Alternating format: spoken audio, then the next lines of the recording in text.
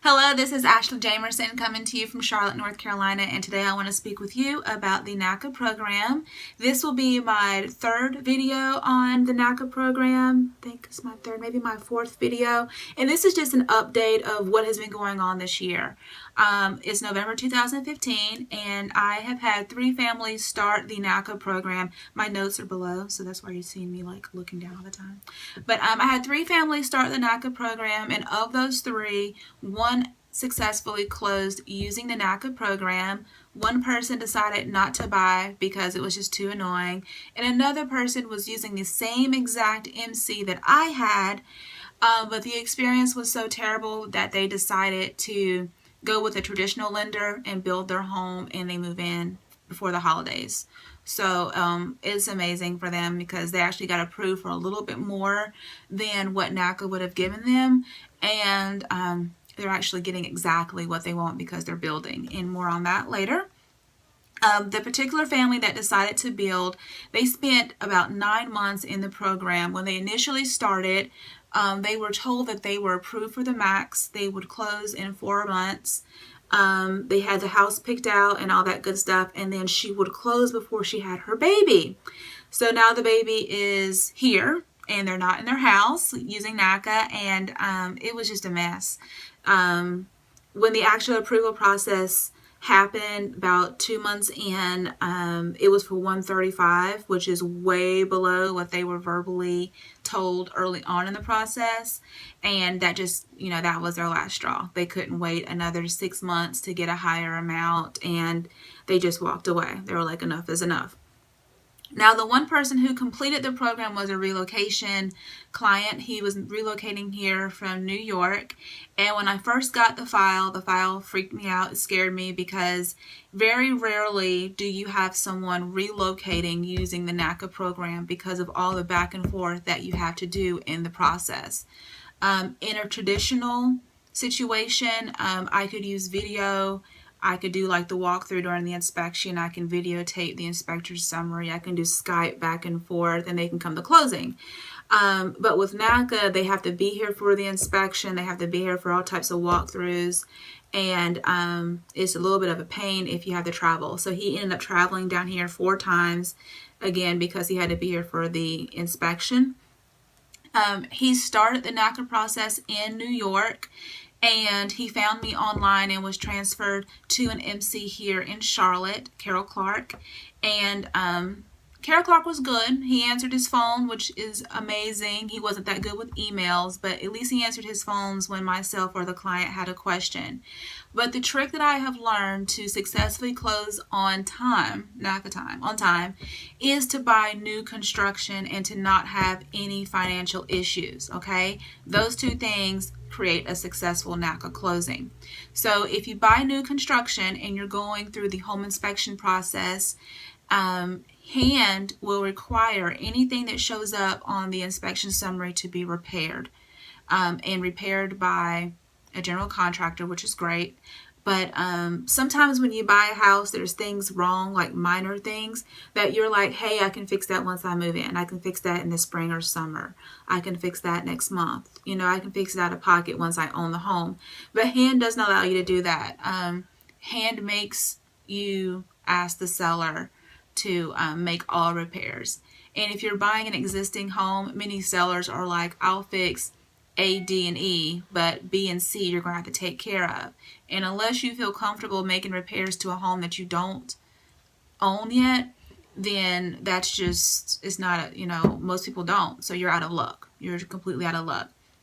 So looking back on my home buying process with NACA, that was the holdup for us because my husband and I had the money to make minor repairs, and NACA forced us to have the seller make those repairs. But luckily, our seller was a general contractor, and he agreed to fix them. That's not always the case. Please note that when you're using the NACA program, you have to pay for the home inspection out of pocket then and there. Okay, a traditional purchase, you can find your own home inspector, and many of those home inspectors allow you to pay the invoice at closing as part of your closing costs, but not with NACA. Also, in a traditional purchase, when you get your summary report, you receive the summary report and you decide what you want the seller to fix.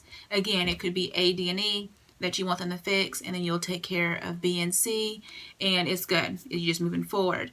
Not the case with NACA. They require all repairs to be made prior to closing, and then they want the home to be re-inspected after those repairs are made, just to make sure that those repairs are made correctly, which is fine. More time if, again, you don't want the seller to do all of the repairs. And this is why it's good to buy new construction, because Regent Homes received that list from hand. They completed everything within a timely manner with their general contractor on site, and we were able just to get that behind us and get it taken care of. You will also have to pay for a re-inspection.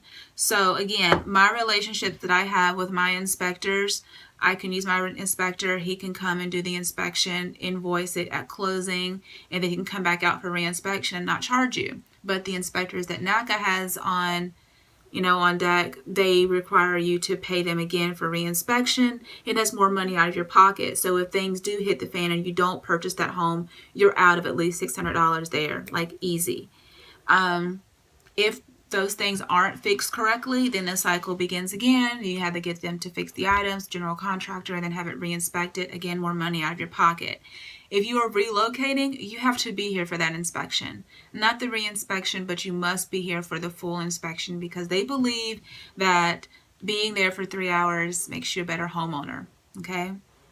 It doesn't. The last 30-45 minutes is usually the key, because that's when the inspector goes over all of their findings. Okay? I'm trying to keep this video short, but it's not working.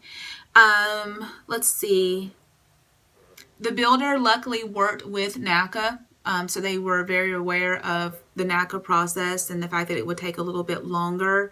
They fixed all the repairs, like I said, and there was no pushback at all from Regent Homes. Regent Homes was amazing when it came to getting things fixed in a timely manner.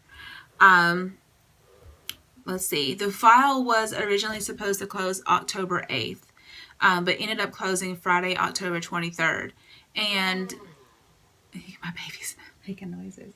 And it closed on October 23rd for a couple of reasons, but in my opinion, it closed late because of the attorney. The attorney doesn't start working on the file until it's completely approved. He doesn't do any title search stuff. So it was obviously pushed back a little bit because of that. And the attorney that they use is like a NACA attorney, and the attorney was absolutely horrific. He doesn't answer the phone. He doesn't answer his emails. He doesn't answer his voicemails, but when he calls you, you better answer the phone. When he emails you, you better get back to him, but he does not respond well to any communication. And the buyer's attorney works for the buyer. So if the buyer has a question about closing, the buyer should be able to get in touch with their attorney, who is getting paid because of their transaction. But this attorney doesn't care. I mean, this is my third time working with him. He doesn't care. He works on his own timeline. He's never, like I said, he doesn't answer anything. The most non-communicative person in the world, and his receptionist is ridiculously rude. So total time it took him to close after going through the process in NACA and getting from like contract to close was 4 months. Okay, so 4 months is good. That's with me staying on top of Carol being amazing and getting things done. Did we have any holidays? I think we had Labor Day, July 4th. So we had a few holidays. I had my baby, which is a holiday. So there's a few things that happened between that time to still be able to close in 4 months, which is great. Looking at the HUD, the purchase price is $191,000. His interest rate was 0.5% because the builder paid $5,840 in closing costs that he used to buy down his interest rate. 0.5%, that is the lowest I have seen in my 10 years of real estate. It's amazing. His payments were only $830 a month for a 15-year mortgage, so he'll own that home in 15 years. And he brought about $3,500 to closing. On a scale 1 to 10, my experience with NACA in his file, I would say was a 7. I mean, a 10 is when I use my own team of lenders and stuff like that. But I would say it's a 7. I can't beat that. I mean, with NACA, a 7 is good, considering all of the drama. Of course, the other 2 files that didn't close were 1s and 2s. but one closed with a 7, so that's an average of 4.5, I believe, something like that. So the questions that I receive with people who do call me, or people from out of state texting me, telling me their whole history, I have no pull. I'm just a realtor who helps buyers use the NACA program to purchase a house. So I have no pull at NACA. So if you were late on your phone bill, you must start all over. If you had an overdraft in any bank accounts, you must start over. If you skipped a month on your shock savings, your shock payment savings, which is the difference between what you want and what you have in your current living expenses, then you must start all over. There's no roundabout about it, because it's not a credit-based, 100% credit-based program. They go off your financial stability. So if you are currently unstable in your finances, then you need to get stable before you start the program, or you will never close with it. I mean, I've known people that called me and they say, I've been in the program for 2 years. How did you close? We had our financial house in order, and at any point in time, if we got really sick of NACA, like my client, we could have walked away and got approved easily with another bank. We just wanted a lower interest rate. So for us, it was worth that drama.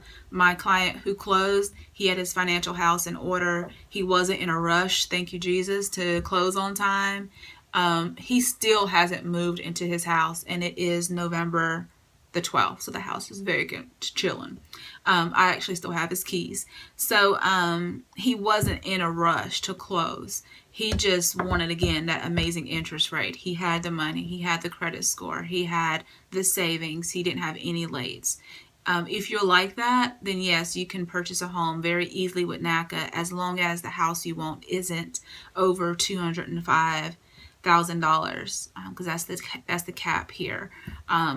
When we sell our house and get another house, of course, we can't use NACA because our next house would be more expensive. But if we sell to a NACA person, I would be hesitant to sell, because I don't want to be dealing with a nitpicky hand inspection summary of things I need to fix. I mean, it just is what it is. If you have any questions, comments, or concerns, or you disagree with me when it comes to this NACA program, please comment below. I'm not going to say call me, but you can call me if you want me to represent you in the Charlotte, Mecklenburg, North Carolina area, because that's where I work. But if you're in Texas, California, Massachusetts, and you're not relocating here, then I can't help you, because I don't know the MC, I don't know the attorneys, I'm not going to come to your home inspection. There's just certain things that I just can't do, and every state is different. So I don't know anything about your personal life and your file and all that good stuff. Anyway, my website is charlottesbestrealestate.com if you want to start your home search here in the Charlotte area. If you are going to use the NACA program, ask for Carol Clark, because he's awesome. He's better than the other one that I mentioned before. I forgot I mentioned him, but Carol Clark is amazing. He's at the NACA office. Just keep your head up if you're using the NACA program. Stick to it. If you do have your financial house in order and you're almost there and you're under contract, and just make sure that your agent communicates with the seller's agent so you don't lose your due diligence or earnest money, and just stay on top of your file, get that G drive, and you'll eventually close. It's just a pain if you don't have your financial house in order. Okay, awesome. Well, thank you so much for tuning in, and again, comment below and subscribe to my channel. Talk to you soon.